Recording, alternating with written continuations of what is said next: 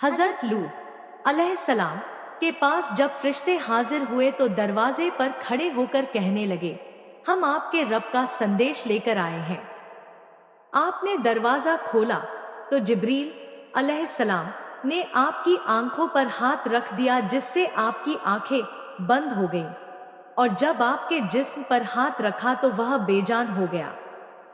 फिर यह कहते हुए वापस हो गए, ए अल्लाह के नबी, रात के वक्त अपने परिवार को लेकर निकल जाइए और सावधानी बरतिए कि कोई भी पीछे मुड़कर न देखे सिवाय आपकी पत्नी के, क्योंकि जिस अजाब में यह कौम गिरफ्तार होने वाली है उसमें वह भी शामिल होगी।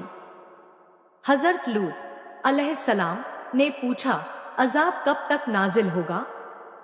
कहा गया, सुबह तक, जो बिल्कुल करीब है।